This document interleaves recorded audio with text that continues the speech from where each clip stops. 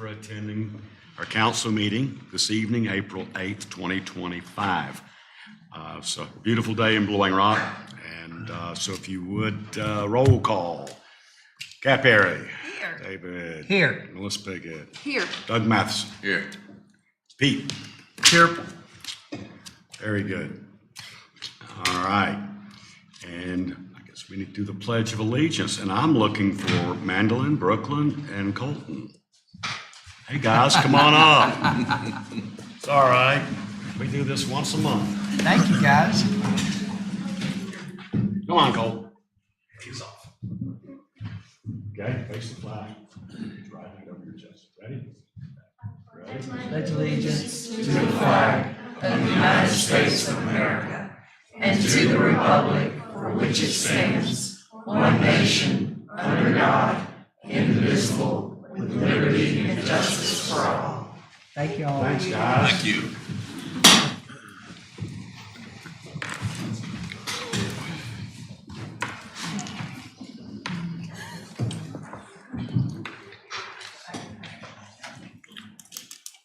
Future mayor and council just left, so, all righty.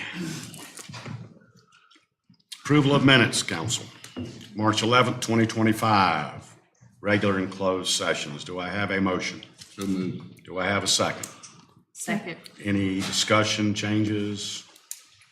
Okay, and how do we vote there? Yes. Okay, Dave, Yes. Melissa, Yes. Doug, Yes. and Pete. Yes. Okay, regular agenda adoption. Do I have a motion to approve? So moved. Do I have a second? Second. Any discussion, changes you'd like to make to the regular agenda?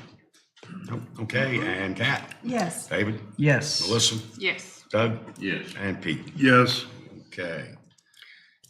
Consent agenda, Blue Ridge Conservancy 5K Memorial Park Project Ordinance 2025-02. Do I have a motion to approve? So moved. Do I have a second? Second. Okay, no discussions normally allowed on the consent agenda. So, Kat? Yes. David? Yes. Melissa? Yes. Doug? Yes. And Pete? Yes. Okay. Now, do we have any public comments, Ms. Hillary?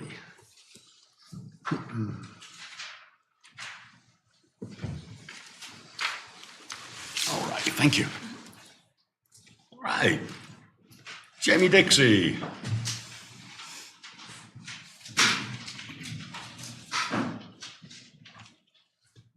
I'm Jamie Dixie. I live at 193 Norwood Circle. And this may have already been taken care of, but I wanted to ask again. At the last downtown subcommittee meeting, there was a request to publish the results of that town survey that we did. And in the interest of getting people to respond to those again in the future, I wanted to ask again if we could publish the results of that. Let's see it. We don't need a vote. I mean, I don't see a problem with that Okay. at all. Okay, thank Kat, you. You've got that in The your response, possession, or? I had heard that the response was excellent on it, and Yeah, so you would like to see it published? I would like to see it published. I think people would be interested in seeing how it came out. Yeah. Thank you. We said that we would. And that's Okay. Kevin, I think. Okay, done. Thank you. Thanks, Jamie. All righty, moving right along. Any other comments? Okay. Blowing Rock Tour of Homes Party. Jennifer Brown wanted to lead this off. Jennifer Brown, are you in the building? Yeah.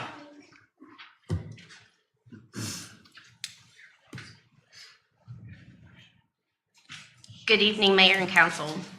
The Town of Blowing Rock Tour of Homes is requesting the use of the lower level of the parking deck at Brom on Tuesday, July 15th. They would like to set up early on the 15th and have it reopened by July 16th. The upper parking deck will be open for public parking, and Rumpel Memorial Church has also permitted them to use their parking lot during the event. The application that they turned in has been reviewed by department heads. If generators are to be used, they will need to be inspected, and permits will be required for alcohol consumption. And I think Billy Rogers is here to, actually John Jordan. Okay, John Jordan is here for questions. Maybe a few, I'm John Jordan, co-chair of this year's tour, and maybe a few more specifics. Would you give your name and address? Absolutely. The name you have, Yep, address. John Jordan, 315 Terry Acres Circle, here in Blowing Rock. A few more points perhaps worthy of pointing out to you that go beyond the specific Parks and Rec request. A little technicality, ideally, and in a perfect world, we would love to see exclusive use of the lower portion of the deck beginning at 8 a.m. On Monday, July the 14th, the party being on the 15th, and then releasing use of that at noon on Wednesday, the 16th. So a total of, added up, a day and a half's closure. But again, to reiterate, Rumpel has graciously agreed to offset any loss of parking with their lot, and we would assume responsibility for redirecting signage so that there was no miscommunication about that. Also, further to the request, it would be our intention to engage and pay 2 Blowing Rock off-duty and uniformed police officers during the duration of the party, which we are currently scheduling from 5:30 to 8:30 on the evening of the 15th. We would also assume responsibility for purchasing and binding blanket liability insurance for the time of use of the deck. So you'll have the town listed as additional insured on that policy? That is correct. Where are you gonna put the band at? Because the upper levels never bothered me before, but anything you do on the lower level, it's just like a megaphone that shoots right out my way. Certainly So- understood, and we would be sensitive to that. The first point of sensitivity I feel like we're taking care of is we're not, at least the planners for this year's party are not the band type. So we're planning music that will afford and embrace conversation. So I'll talk myself to I death. hope that assuages your worries. Probably a ticket would assuage his worries. You would take it. I don't, It's I'm gonna good. come from the police department, not the church. No, I'll have to listen to Doug, so I won't. Doug would have said, I saw it. You can just enjoy it from my house.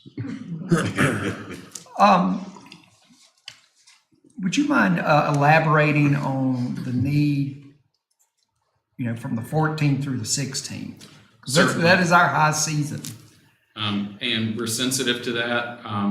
At the same time, it is a large-scale party that will likely have as many as 200 people in attendance. We've got catering, tables, lighting, decor, et cetera, to set up. We probably could squeeze that a little bit, but we have to also remember that what we're asking for as far as sub-services are only available to us during their operating hours. So I suppose with some rock solid planning and efficiency, we could shave that to closure beginning early on Tuesday morning itself, but we would need that extra half day for cleanup. But don't forget that all of the parking we're talking about is being offset. So we've already gotten formal approval from Rumpel to provide that, and we are prepared to acknowledge the offset with redirected signing. Understand. So what is the position of Brom?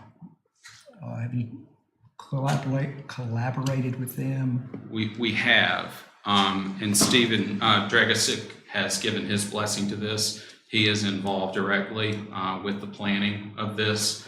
We're actually doing this in many ways to highlight an inner focus on Blowing Rock.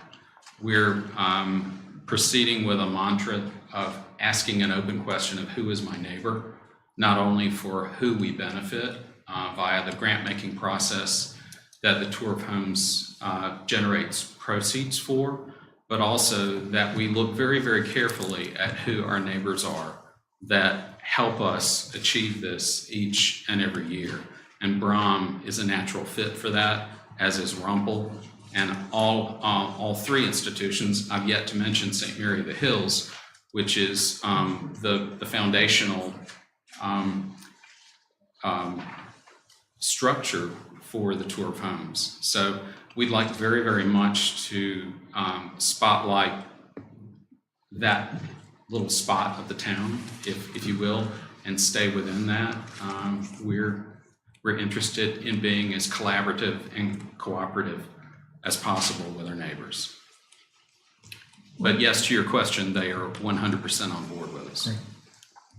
Do you have a contingency plan for rain? Prayer. I'm getting ready to tell you, Father Andrew better pray.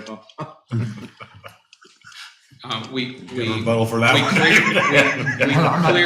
we clearly understand that just because there's an overhead concrete surface, it is by no means watertight, and I underscore by no means. And we know of the problem. Frankly speaking, much of what we're asking for is a little bit of a luxury to ensure that we are not elbow to elbow in the museum space.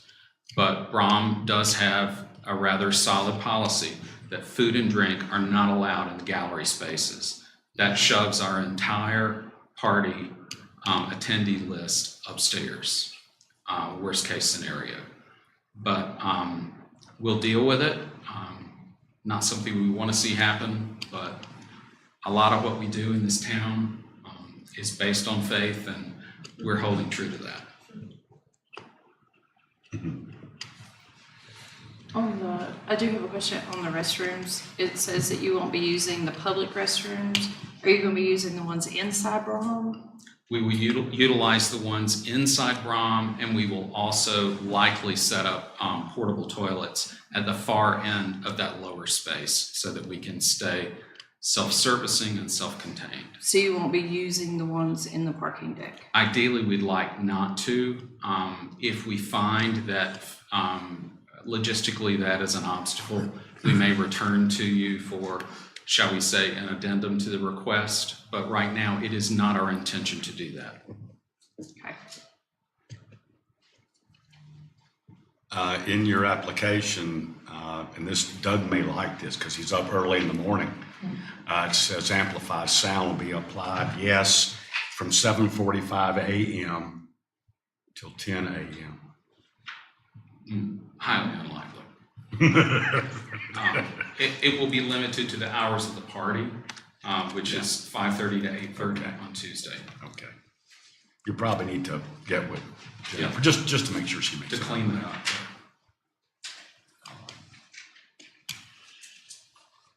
Council?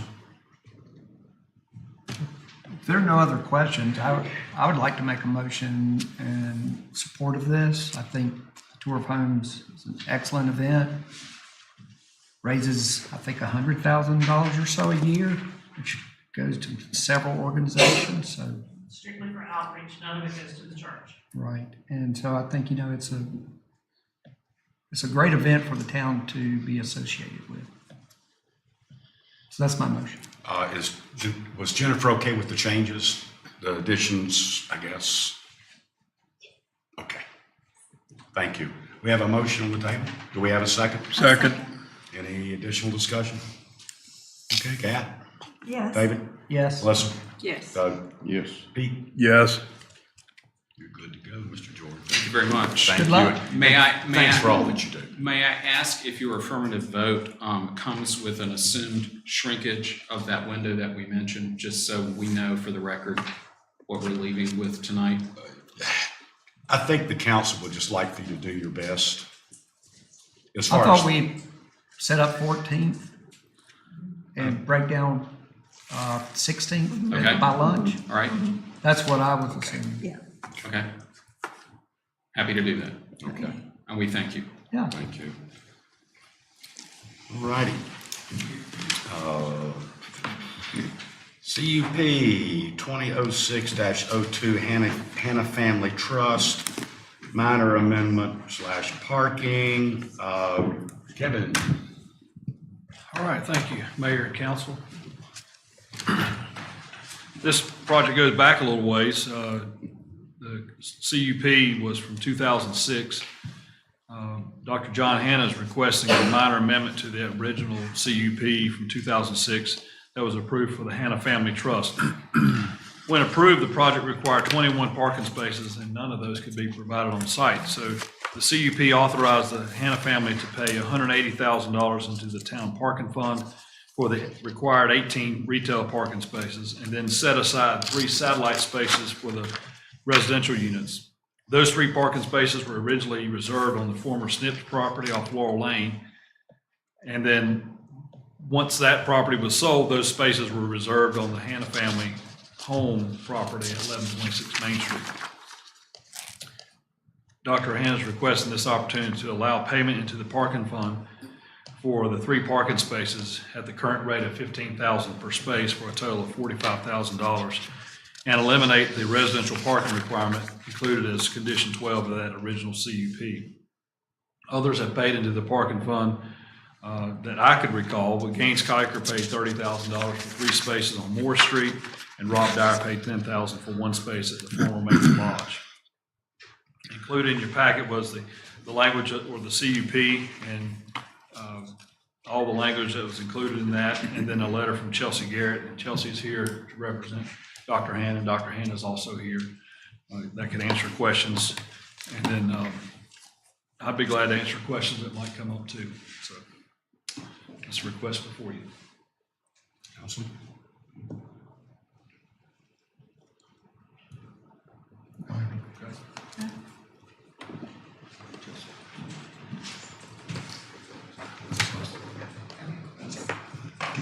Good evening. My name is Chelsea Garrett, for the record. And as Mr. Rothrock mentioned, Mr. Hanna, Dr. Hanna is with me with Natalia Maiden. I think the request is pretty simple. I think the only thing I would highlight is I did confirm with Mr. Rothrock that the ordinance has been amended and that the required parking, had this building been built now under the current town code, it would have been, or land use code, it would have, I think, required 9 or 10 parking spaces total. There would still be 3 upstairs for the 1-bedroom residential, 2-bedroom residential, but then the space per square footage requirement has been reduced. So by paying for 18 spaces, approximately, gosh, I can't count, 15 years ago. The applicant has essentially close to doubled the spaces it would have been required to provide now. I also did ask Dr. Hanna, it creates a practical issue if these tenants, these residential tenants do regularly park in these places, and we understand that. And he can speak to that, but my understanding from him is that that one of the 2-bedroom tenant is actually seasonal, or just comes up on weekends, not just seasonal, but kind of seasonal weekends. They live in Charlotte, so they're not here full time. And the other tenant is Sam Garrett, who travels quite a bit. And it is Dr. Hanna's understanding, who does come up quite frequently, that those spaces are sort of seldom used. They're sort of token spaces, but not actually used by the residential tenants. We don't really perceive that this is going to create a parking crunch. They're also fairly close to the parking deck that was built since this, I believe it's since this permit was issued. And the nature of residential spaces being that those folks generally, the weekend folks are up here on the weekend, but then for Mr. Garrett who works, they're gone during the day when tourists are here, and they're here at night when parking isn't even monitored. So given the fact that the ordinance has reduced the parking requirements and the fact that these spaces are not actually going to displace current tenants that are parking, we feel like this is a fairly reasonable request, especially given the offer to pay into the parking fund. So if you have any questions from Dr. Hanna, he could answer them. So thank you.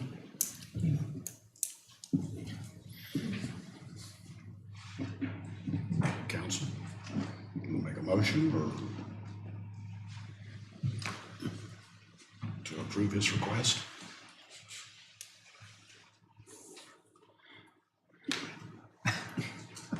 I'll make the motion just to get the ball rolling, that it be approved. Okay, do we have a second? I'll second it. Any additional discussion? Questions? Okay. Kat? Yes. David?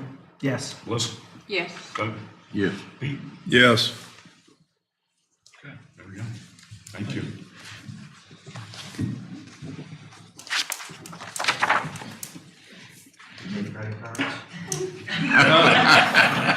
We'll have to charge 3.2%. I was gonna add that. No extra charge. Well, your families contribute a lot to the area. Thank you so much, as well as yourself. Thank you very much. I appreciate that. All right. Moving right along here. Workforce housing. Now, this is a discussion. This is for information purposes only. Led off by Mr. Shane Fox. Yes, sir. Thank you, Mayor and Council. Thank you for allowing me to speak tonight. Workforce housing is something that we discussed really in earnest starting at the retreat with regards to town employee housing. Since then, we've had at least one project of the shops last month in which workforce housing was discussed somewhat as being a potential opportunity there. So staff, through conversations with you all, decided to put together a topic tonight really for discussion for workforce housing. We're going to go into some of the conversation that we had at the retreat, but really go more into the private sector of workforce housing to share some examples of what is being done across the state. So I thought I would start with just the simple question, similar to what we did at the retreat, with what is workforce housing? Because I think affordable housing and workforce housing are two terms that get thrown up quite often, and they're very different things. By definition, so to speak, if you were to ask someone what workforce housing is, North Carolina, workforce housing refers to affordable housing options designed for households earning up to a certain percentage of the area median income. And that's typically between 60 and 120% of that number. And in a minute, we'll go through what that means for Watauga County and what we're looking like here from when we're talking workforce housing. Essentially, it helps support the middle income workers and families to provide them with affordable options for housing. Who needs it, who utilizes it, really who I just mentioned. Examples of people who might benefit from workforce housing include police officers, firefighters, teachers, healthcare workers, retail, restaurant staff, and town employees. These are our essential employees. I think getting into how we would define workforce housing and why we're talking about it, I think is an opportunity for us to have an open discussion tonight. But really what we're looking like here, we're talking how would we define workforce housing. Our targeted income levels, again, is intended for households with incomes that are considered moderate or middle income. And again, we're going to go back to this AMI, which we'll talk about in a few moments and what that means for Watauga County. But usually with AMI, it's either down to 60% of that number up to 120%. When you hear affordable housing or government sponsored housing, HUD homes, you're talking under 60%. So we're talking this middle mile, 60% to 120% of the AMI. And then affordability. The goal is to make housing accessible to these households, allowing them to live in the community where they work without spending an excessive portion of their income on housing costs. Excessive means excess of 30%. So what we're going to refer to in a few moments when I'm sharing some numbers here, that 30% rule, along with the 60 to 120% number, comes into play when we're kind of referring to, this is the target of who we're looking at here. Why it's important, I think we shared a lot of this at the retreat, and we're talking about keeping our town employees here. Workforce housing can help attract and retain essential workers such as teachers, first responders, same ones I mentioned a few moments ago, to areas where housing costs are high. And it is an economic development impact. It's got a positive economic development impact. By assuring that workers can afford to live in the community, workforce housing can contribute to the economic development and stability of that community. Again, we're talking this middle mile housing to allow for those that work in Blowing Rock or work within the area to live within the area in which they work. Something that we brought up during the retreat was how far our folks are driving from town, from a town employee standpoint. We're speaking to those same individuals here and what we're referring to here. So talking about real numbers again, and I'm going to have Kevin come up in a few moments and really get into some of the conversations about examples of what other towns are doing across. But for Watauga County, these numbers are a little bit dated, but again, these are last year's numbers. We'll say $51,000 is what our AMI, that's our area median income. So if you're looking at a 30% rule of what you should spend on housing, if that's your income, you should spend no more than about $1,284 a month on mortgage payments or rent payments in order to not exceed what would be a housing burden, which is excessive that. The 60-120 rule puts you in the range of about $30,000 to $61,000. Again, this is for one person that's working in a household. I've got data that I can share. It does go up to, low 70s with 2, and then it goes up to upper 70s with 3 individuals. But again, we're talking this range of individuals that make between $30,000 and $60,000 that live within the area fall within the 60 to 120% category that would be considered workforce housing. This is that middle section. Just for reference, we talked about this at the retreat. Our average employee here makes $61,000. That's including everyone, department heads, myself, all the way down. So we're right there within this area. The majority of our employees fall within this $30,000 to $61,000 range. And again, that 30% rule is something that you've heard of and you've talked about if you've received a mortgage yourself. Try not to expend more than 30% on your housing. How does that compare, and these income limits compare to what actually housing costs in Blowing Rock? Again, some of these numbers we talked about at the retreat. So far in 2025, the average home in Blowing Rock is sold for $888,000. That's obviously far exceeding what a $1,284 a month mortgage payment would pay. If you narrow that down to homes that would be a typical 3-bedroom, 2-bath home, 1,200 to 2,000 square feet, average price of a home sold in Blowing Rock, $793,000. Unfortunately, with interest rates being as high as they are now, utilizing 6.5%, a $793,000 mortgage payment is $4,468 a month, more than 3.5 times what this previous number here on 1284. So again, as we're talking through tonight with options, private options, and what policy options that can be made by you all, this is the middle mile that we're talking here. Individuals that are in this 30 to 61,000, or potentially a little higher if they've got multiple incomes within the family. And again, if you're talking what would it take to afford this type of mortgage payment, $179,000 salary with no other debt outstanding. So pretty significant difference than what we're seeing as what we would consider our average middle income individuals here within the town. So I think for tonight's purposes, we'll break it up into 2 buckets is the best way. We talked about town workforce housing or town employee workforce housing at the retreat. We're going to really focus tonight on the private sector. However, an update on the town employee workforce housing that we first spoke of at the retreat was putting a local bill into place to give you all legal authority to even move forward with considering options. Since that time, House Bill 306 has been put into place by Representative Pickett, and I've got a copy here. I won't read every word. The key piece of this I put in yellow is not only the towns of Blowing Rock, but the towns of Boone, Watauga County, and the Watauga County school system also joined this bill, and Representative Pickett has sponsored it. So it's currently in committee. It's currently working through that process. So this bill does not require anything. It simply gives these entities, including yourself, the town of Boone, Watauga County, and the school system, the legal authority to potentially look at housing for their employees, whether that's for town employees, county employees, or school system employees. You'll read the details here. It gives access for you all and these other entities to move forward with building it, sponsoring it, leasing it, partnering with each other, private sector collaboration. It just opens up the ability to do it. In North Carolina, the General Assembly provides you all with the ability to move forward legally with the rights you have. This is not one of the rights that you have. So we have to have a local bill put into place and potentially passed. Again, for tonight's discussion, and we can come back to this tonight if you'd like to, I really want to focus on what I would consider the private side. On the private side, and again, private side is being developers coming in or housing contractors, et cetera.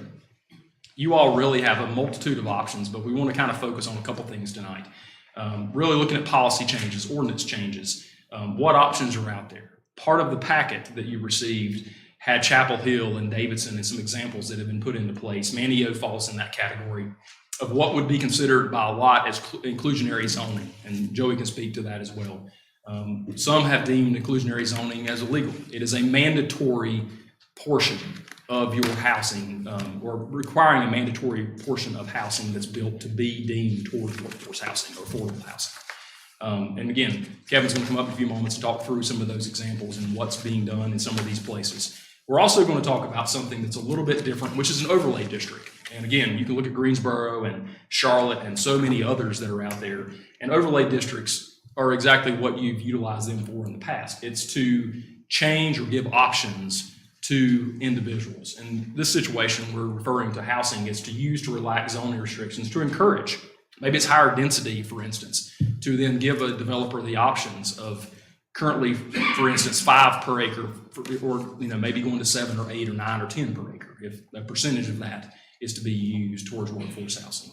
So I'm going to stop talking for a few moments and ask Mr. Rothrock if he would come up and maybe go through some examples. But again, the purpose of tonight and what we're asking for is at the end of tonight through discussion is to be maybe led and for us to go away with some direction of how we potentially want to look at, or if we do, look at workforce housing and whether or not we want to go down the road of doing some further research and collaboration with what that looks like to bring back to you as something in the future. So I'll ask Mr. Rothrock to come up and speak.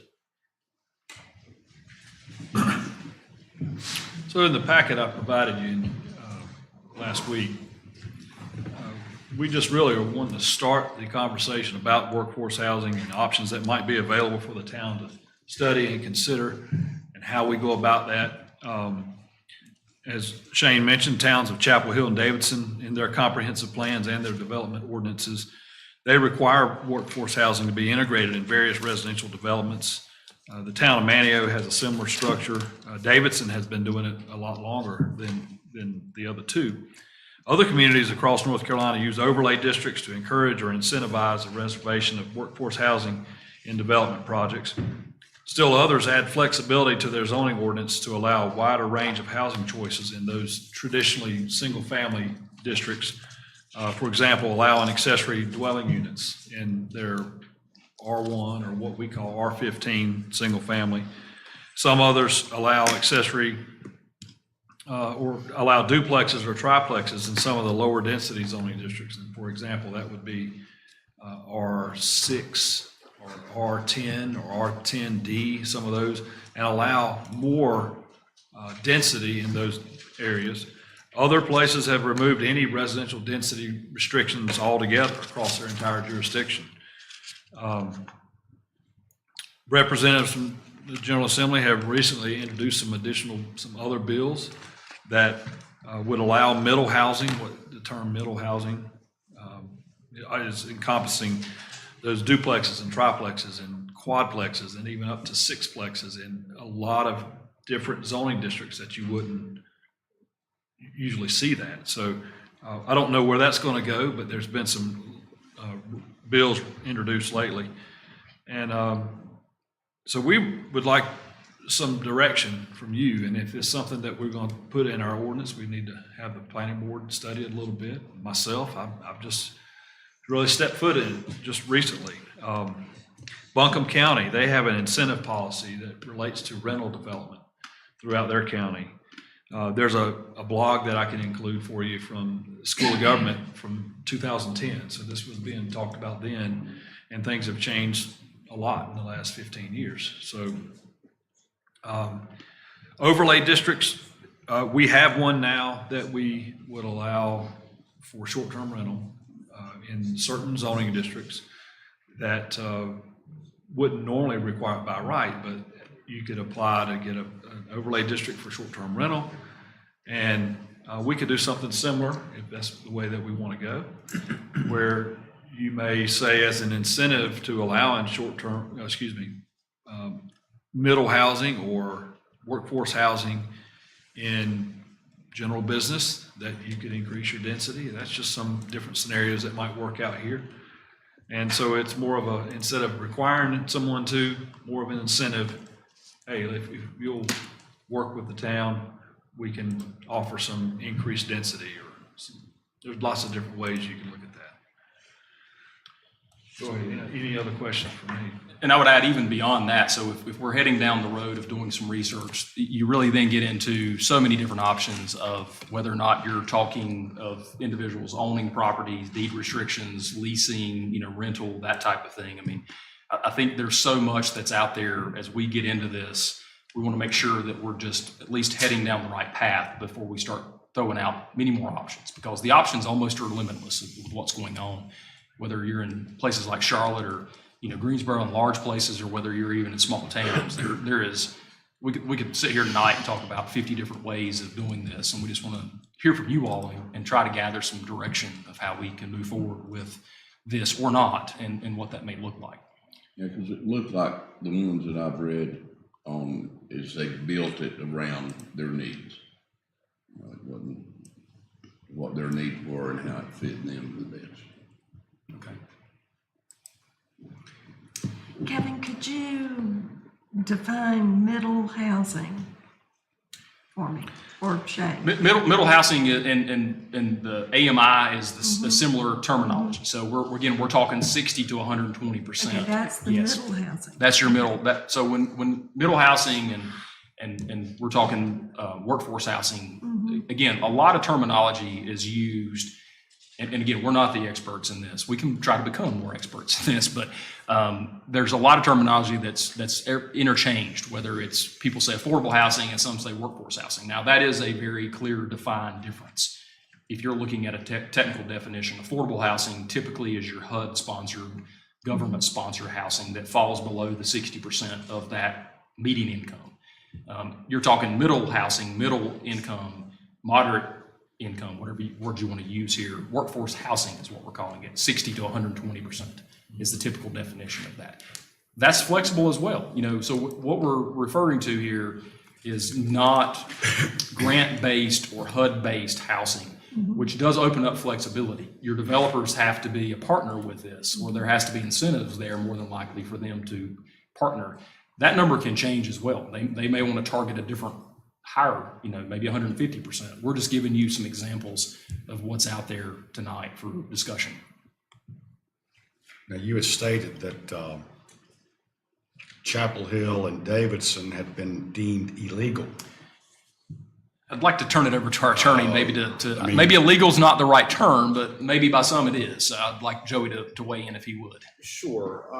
So as far as what Chapel Hill and Davidson are doing, they've been doing it for a while. I mean, Chapel Hill has had mandatory inclusionary zoning for about 15 years now. Davidson a little bit longer than that. It's really unsettled in the courts. I will put it that way. So one way or another, the courts have not, took a side as far as whether it's permissible or not. It's just been kind of going on. So that is, part of the calculation that would need to be involved, is, do we want to enter into something that's undefined?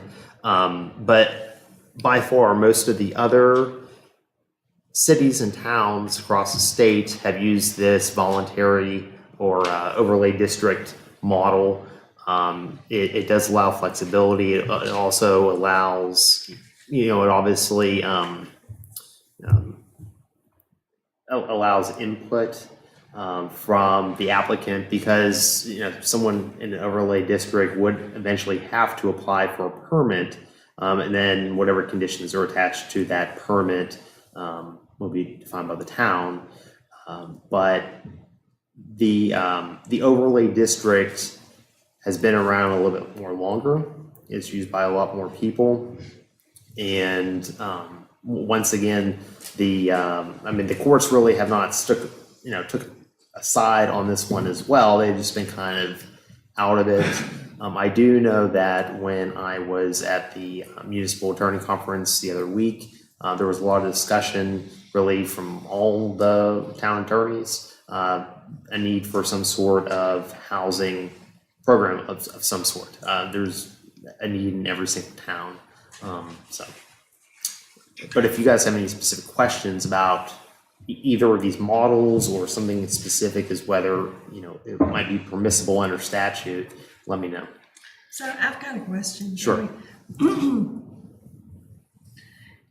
Now, do we know if is it Chapel Hill, Carrboro, Orange County, or whatever, just Chapel Hill, we'll say? Just Chapel Hill. And did they have a bill, like we are introducing this bill, Ray Pickett's introducing a bill, so if that gets approved or, voted in, doesn't that give us the right to do it? Well, there's two questions in there. So first off, do they have, or did they have a bill? I was not able to locate any sort of local bill that applied to them in particular.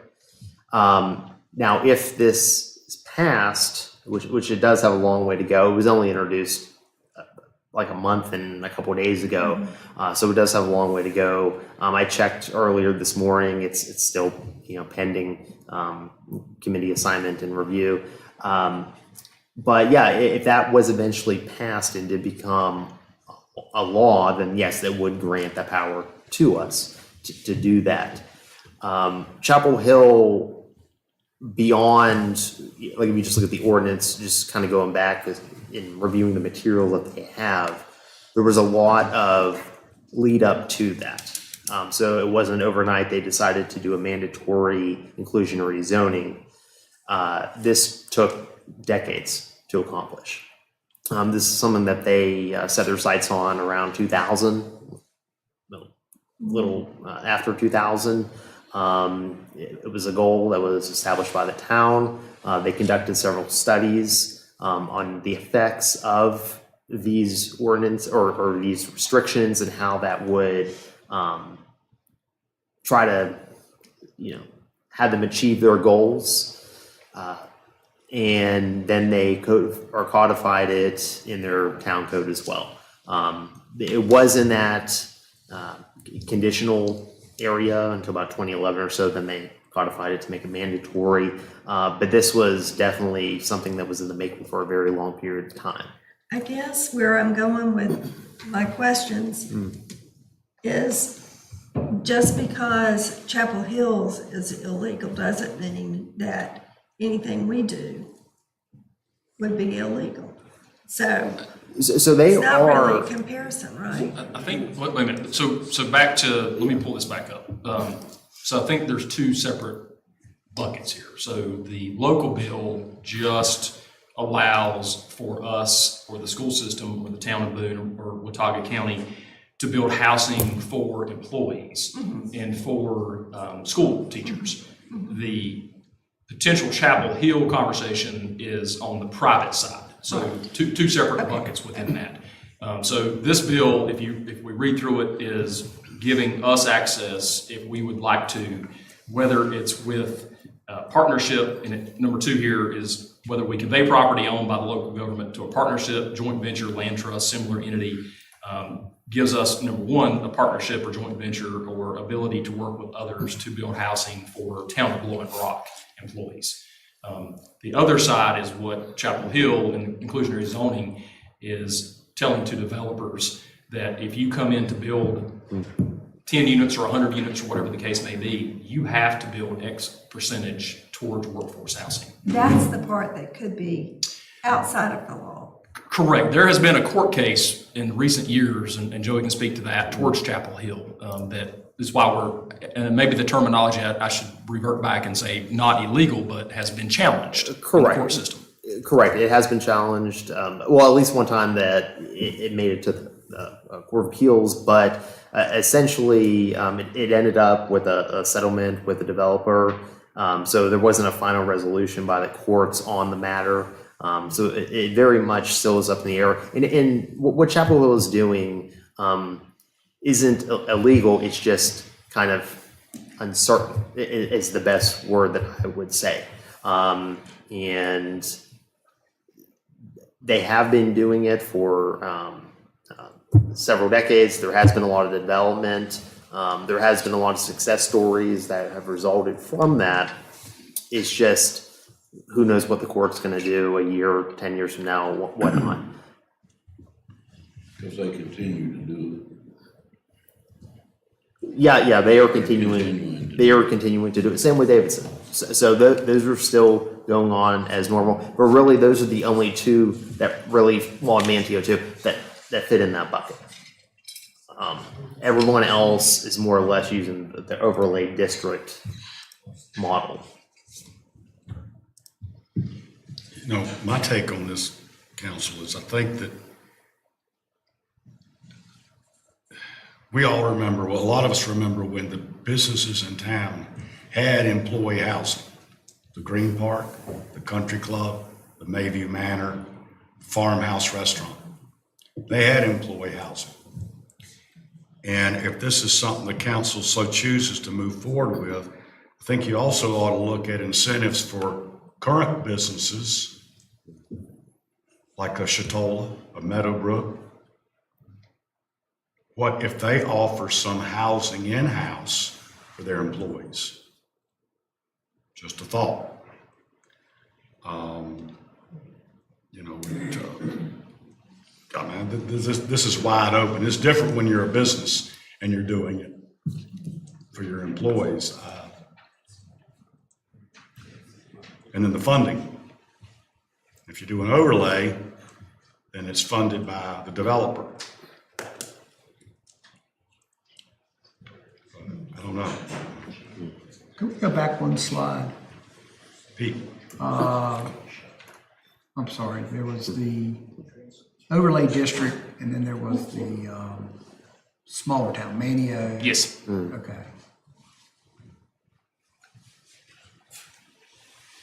Yeah, each one of these three towns represent a mandatory, is the way I think the terminology probably is, percentage of housing.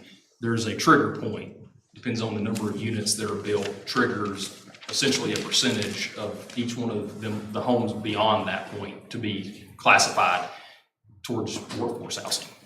That's the pieces that Chapel Hill and Davidson and Manio, I don't know if they have any in place, but Chapel Hill and Davidson are the two that do actually. Those are the main two. In fact, Manio actually made some changes to theirs a couple months ago and kind of toned it down tremendously from what it was. How do these three towns compensate, or do they compensate financially to these developers, or is it just incentives?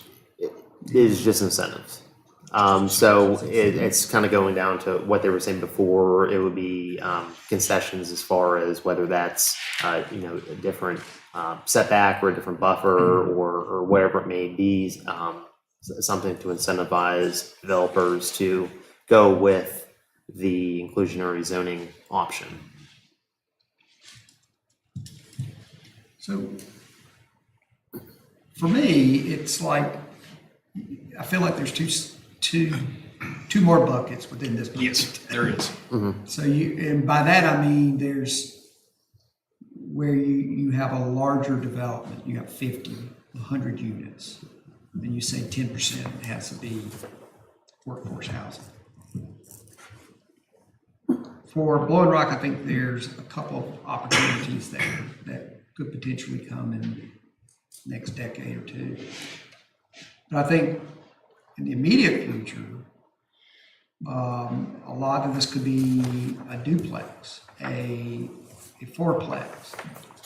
I'm not really in favor of ADUs because I think I have the suspicion that that may create some short-term rental issues that are harder to control. But I'm really interested in how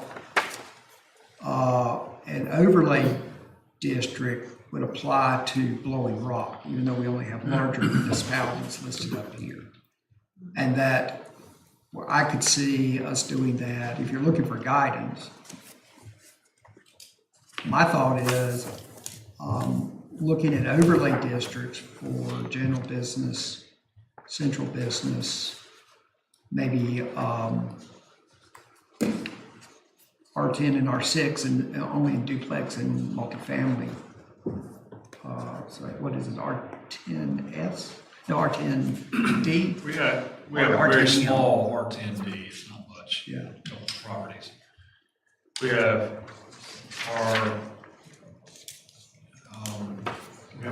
R10S, we have R10D, we have R6M multifamily. R10M, R6M, and R10D. With So- very little, more R6M than any of those combined. So those are the zones, but do you have any examples of how an overlay district would work for a 4-unit? You know,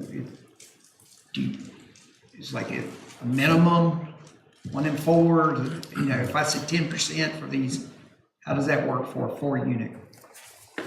Does that mean none of them have to be? I'm trying to. I don't have an example, but Okay. let's say you take the R6, all of the R6 areas, which if it's in the watershed are restricted to 5 units per acre. And you can do something to allow 6 units per acre if a percentage of that is devoted to workforce housing. In general business, those numbers, you might make those a little different because it's an area that you would expect a little higher density in general business. That would be one way to go, possibility.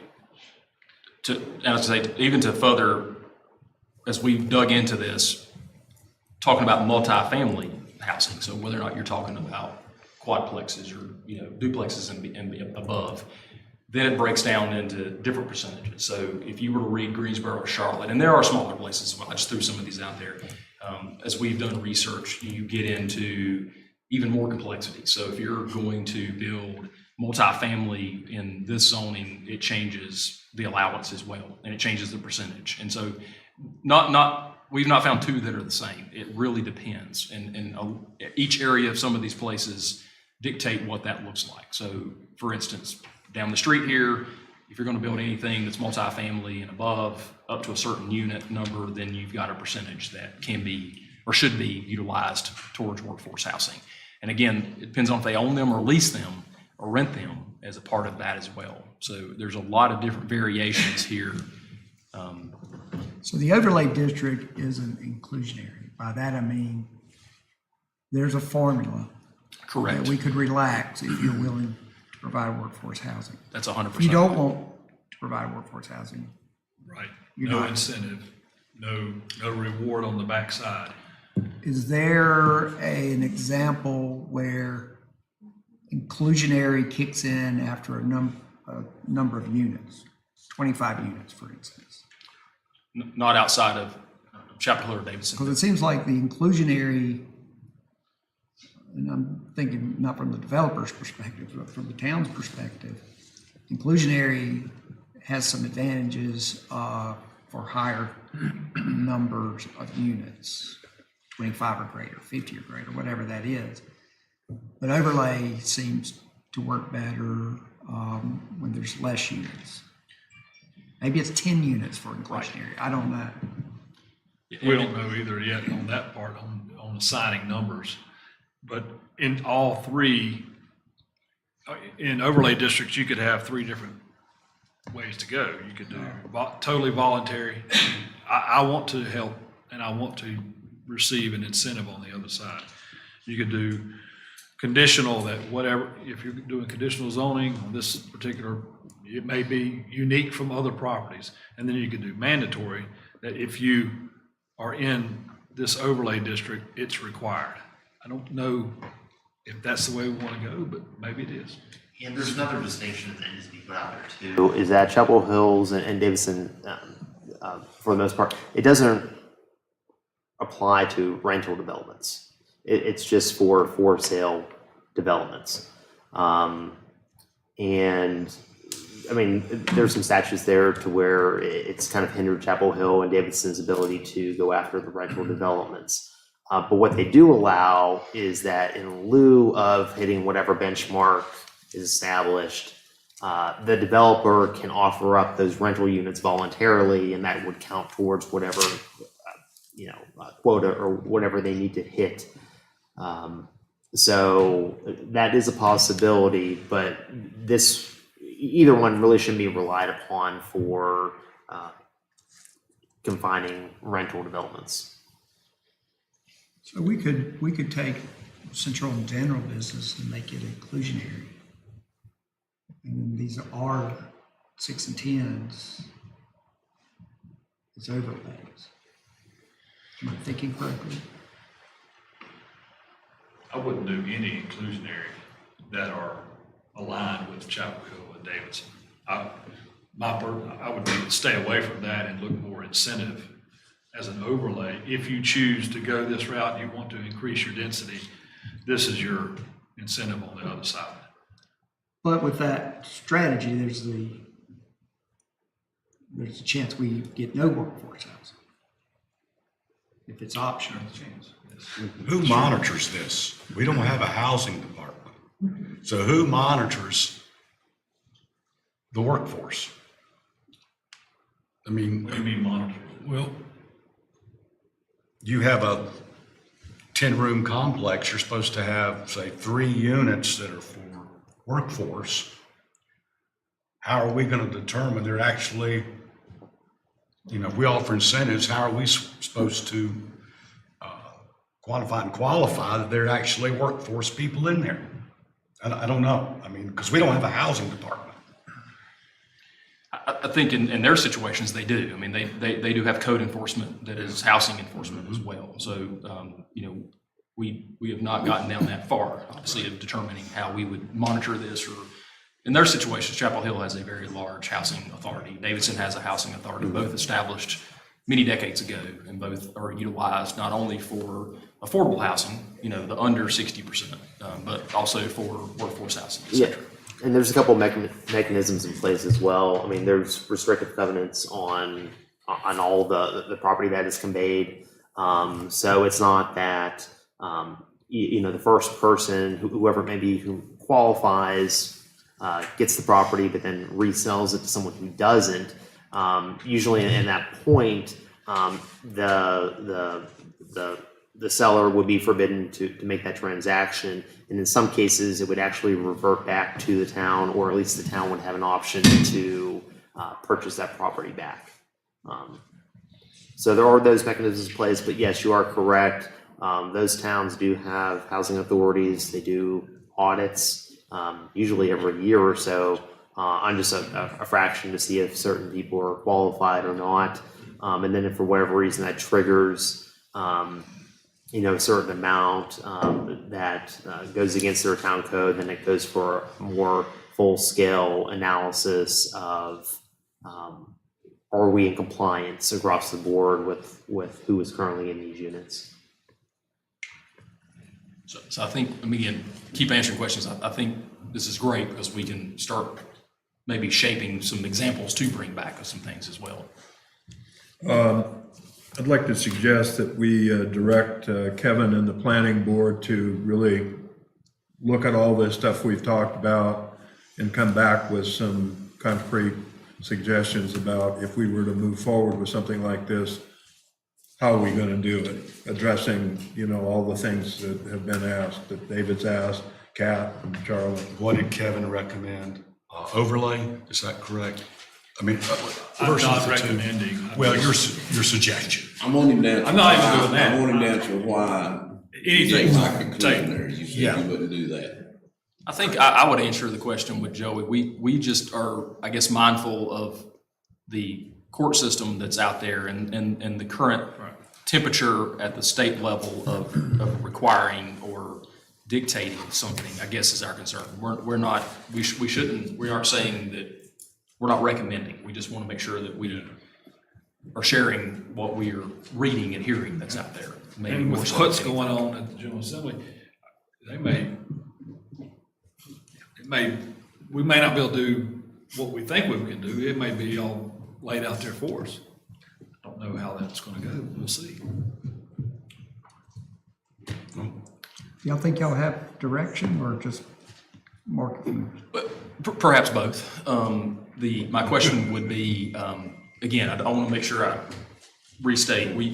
Chapel Hill and Davidson, and Manteo, all three of which have not changed. Manteo recently had changed to get less restrictive, but Chapel Hill and Davidson have had their zoning in place for the last couple decades. So no one else has done this like they've done it since then. I think that's probably why we're saying, another reason why we're hesitant to go down this road necessarily is because there's been, I'm sure, many other discussions across the state just like this, and they have stopped somewhere short of doing that because of probably the same concerns that we have.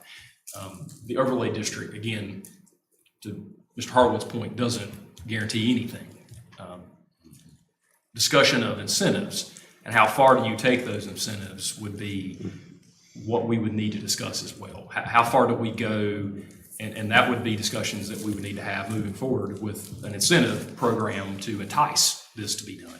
Whether that's going from 5 units an acre to 7 or 10 or 12 or whatever, whatever that number is where do we go that we feel like we are accomplishing enough offset to the overlay district to be able to incentivize this. And we don't know that number. I mean, that number varies in each town that you read and each city that you look at in regards to their ordinance for overlay district as well. Couldn't you do an overlay district with incentives? Yes, that's what we're referring to. Right. Yeah, and there's some point where that becomes attractive. I don't know what that is, and we'll find out as we study it, but Would somebody you might. preset any of that? Yes, Like, could. What would be in R10, what would be, Yes. what density we would allow to go Right. in those Absolutely. You areas? could categorize it based on the zoning district. And then, the higher density or general business might draw more incentive, higher density as opposed to R6 or. Well, there's very few places we could do that, or we could offer that. That'd be Valley Boulevard. Is that right? And Valley Boulevard. Shops on. Well, no, yeah, Valley Boulevard, but if you brought it into downtown, it opens up a lot more opportunity. But there's not a lot of property left in downtown. But it could be redeveloped. Well, I wouldn't want to see higher density downtown. Well, 3 years ago, we removed residential density. You can only get so dense. I mean, the properties are very small, and you've got height restrictions, setbacks, parking, and all the other things that constrict how much density you can have. Even if it was unlimited, you've got properties only so big, and you've got all the other factors that limit what can be developed. But to Mr. Matheson's point, yes, we would ultimately, if we went this direction, have a listing of R6 versus general business, et cetera, and it would break down into the density or the setback changes, or it would allow parking, changes. All these things that we typically talk about with the development can be flexed to incentivize for affordable or workforce housing. On top of that, you can then break it down into what, if you're talking single family versus multifamily, condos, et cetera, as well. There's different variations into that. So if it's 321 or central business or general business, you can break that down into multiple buckets as well. If that makes sense. Is it an accurate statement, I'm asking Joey and you guys, that if we were to lean toward the overlay district model, we're avoiding the ambiguity or gray area of inclusionary, potentially not have to back up later on? Correct. I mean, going the other route, the mandatory route, I mean, that's all in, you're, I would say, a trailblazer at that point. So I mean, that's up to you guys if you want to take that route, or you want to go with the little bit more safer option. Seems to me the pace of development, the overlay district would be more than sufficient. But we've got to balance that with, we may not get workforce housing. So we have to look at those incentives closely. I think what you said about the pace, it seems like the pace is quickening, Yeah, but the actual construction pace is not. People spend a lot of money on things, but the pace of overall development is not increasing exponentially. It's still slow to steady. Well, Council Pete has thrown it back on Kevin's lap in planning and zoning to come up with some different options. What do you think? well, I like that idea as long as as long as Kevin and Shane feel like they know where to head to. And I'm not sure Shane's face. No, I do. I Confirms think, Topic for April planning board. yes, I think good topic for April planning board as we head towards the next, meeting of opening up for more discussion and providing more examples. So we can move away from the Chapel Hill Davidson side for now, go into more overlay, similar sized towns, similar areas, et cetera. And we can try to start fine tuning it a little bit more perhaps into what some of those are doing and some of those options. And then ultimately try to gather some feedback from you all before we go through a formal process. I mean, because there, again, once we start down this road, we're going to start diving off into several different avenues as well that's out there. Now, do Something that fits us.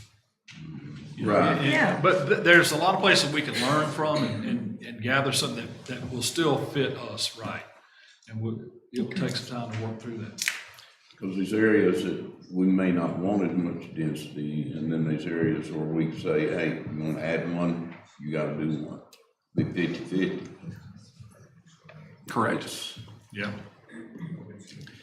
And the reason for tonight is as vague as it is, we appreciate the discussion because this can be time consuming if we were heading the wrong direction. We didn't want to, if the discussion tonight was that you're not interested in doing any of this, we wanted to make sure that. So I don't want to, not shed light on the fact that we were somewhat vague tonight on purpose because we wanted to make sure that we aren't heading down a path that is not going to be at least supportive of right now for us to do the research and time and commitment that it would take to give you some different options. So for clarification purposes, council, you all want to look into overlay districts with incentives and maybe what sections of the town to recommend. With preset, what we had talked about. Yes. If you provide numbers and a target and a zoning district, it's easier for the developer and for staff to say, this is the rule, instead of us work through all the details as we move along with the project. If we do something like this, everybody is singing on the same sheet, and I think that's good. Okay. Even if we don't do anything, at least we know we tried that. It's not for us. Good with that? Yes. Okay. Yes. Kevin, thank you. Okay. So Pete made a motion. Was there a second? Was it?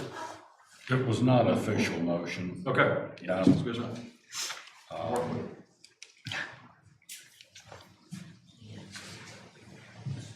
right. Okay.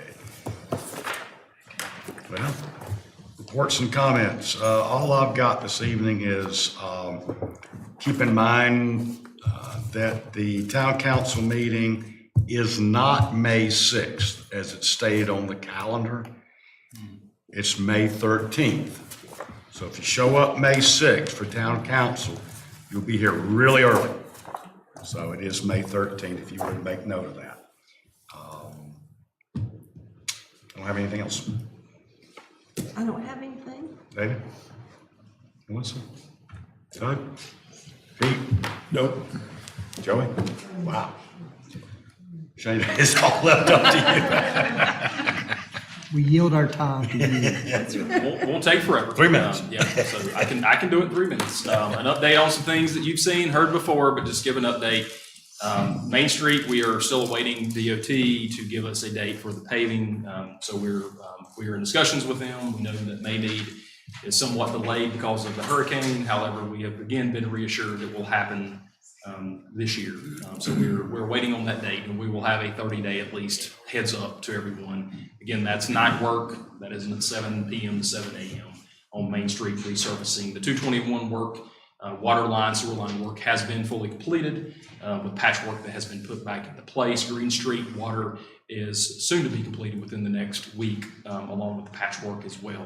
Again, all of those are scheduled to be resurfaced as a part of each one of these projects once we're able to move forward with the resurfacing of Main Street. So that is the final, Green Street's the final water or utility project that we have currently scheduled. So we've endured a couple years and a lot of projects, and we have a lot of brand new water lines and sewer lines within the streets in Blowing Rock and the right-of-ways. Next step on water sewer is the USDA process with the water plant, wastewater plant, and the lift station. That will go to bid later on this summer. So you'll have, again, some things coming up with water and sewer related, but it'll be plant-driven, USDA-driven. FEMA update, Wonderland Trail, the work is complete, has been completed. We met with FEMA today, and they essentially approved the work that has been completed. So we now are moving forward with paying the invoice to Mountain Crest that you approved back a few months ago. So that work is completed. If you haven't had a chance to go by and see it, new pavement, asphalt, etc. But really, the money's paying for the gabion baskets and the slope failure repair that took place there. Green Hill Woods, the culvert has been replaced on Green Hill Woods. We also have a section of Green Hill Woods that will also be stabilized, similar to what we did on Wonderland Trail, but a smaller portion of it where the road and the shoulder has started to settle. That work is yet to be completed. We're hoping to have that completed within the next couple of weeks as well. And then again, resurfacing of Green Hill Woods. Valley View, an update. Valley View, again, our largest slide of our landslides or slope failures that we had. Boring took place last week. Soil samples took place last week. That was key, not only for FEMA, but for the overall scope of how we are to repair that slide failure or the slope failure that takes place. And so McGill and Associates are working with us and have been working with us this entirety, not only on the scope, but on the boring as well, to understand where bedrock is and where our overall scope is going to be successful. So we're working towards hopefully having that ready for bid just as soon as we possibly can. Again, FEMA, for the town of Blowing Rock, I can't say enough positive about the work that we've done. We have a fantastic program manager that has worked with us step by step through this process. We have now received funding reimbursement for several of our beginning projects, the interconnect, the Possum Hollow repair, our salaries and debris, and some of the other things that we have originally submitted some invoices for reimbursements. We have actually started receiving checks back from that. So we're very appreciative of the work that's being done there. Sunset Drive and the crosswalk, not walked, but crosswalk on Sunset Drive. McGill and staff met with Greens Construction today. The plan is for that work to be started and completed the week of Easter break for the school. So we did meet with Greens today. The brick is in. The plan is to start the Monday of Easter, whatever date that is, 21st or 22nd. I should have that date in front of me. And then work that week towards completing the project. They are going to utilize plates to be able to have the road open once they're out of the roadway. There will be some lane diversion as the work is being completed each day, and that lane diversion, because of the proximity to the school, will have one lane at a time actually going through the school parking lot, bus parking lot. That will keep 2 lanes of traffic flowing, and we'll put a map out as we did similar to Memorial Park to allow 2 lanes of traffic to flow during the construction time. And then as the construction workers are out of the street in the evenings and at night, we'll use plates to be able to put back into the roadway to keep the roadway open. Again, this is almost a template, so to speak, for us to learn not only how to install these, but utilizing the plates and keeping the roadway as open as possible for Main Street ultimately. So again, over the next 2 weeks, that work will start and be completed. And so by the time we meet again in May, that'll be finished and we'll have an update and a report back to you on how the progress and how the workflow went. So we're optimistic that that's going to go really well. Just want a reminder, because it's been out there, Trout Derby is going to be May 3rd. That was supposed to be last weekend. It's May 3rd because of the challenges that we have in stocking the lake and the waters around because of the hurricane. Did put another map up here. I think I showed this last month, but just want to reiterate our workflow that is happening in the back of the park because of the challenges that we have with ingress and egress in and out of the park and the tennis courts coming out. We have changed the traffic flow on Wallingford and Park. We do have some additional signage that should be here hopefully in any day. We've ordered to say right, only, left only, along with painting some markers on the road. So far, things seem to be moving along fairly well. We've only had a few instances of traffic going in the wrong direction, but again, we're attempting to better that situation with some additional signage with a right and a left, along with some markings on the pavement as well. So those are my updates for tonight. I'd be glad to answer any questions you have regarding anything for the town. Yes, sir, Ms. Matson. You said the parking spaces are gonna be done, so we can get some warm weather. Yes, we are planning on repainting the parking spaces on Main Street. Same with the arrows on the ground. We really need a couple warm mornings, not warm afternoons, for us to be able to accomplish that. So as soon as we get a couple warm mornings, we are planning on painting the arrows on Park and Wallingford, along with repainting the parking spaces on Main Street. And we're gonna go ahead and mark out the ones that we're losing. That is correct. We're going to utilize white paint or yellow paint as we typically do. So yes, that is the plan. Good, counsel? Okay, ladies and gentlemen, we'll be going into closed session. Closed session, North Carolina General Statute 143-318.11A5. Council will take a 10-minute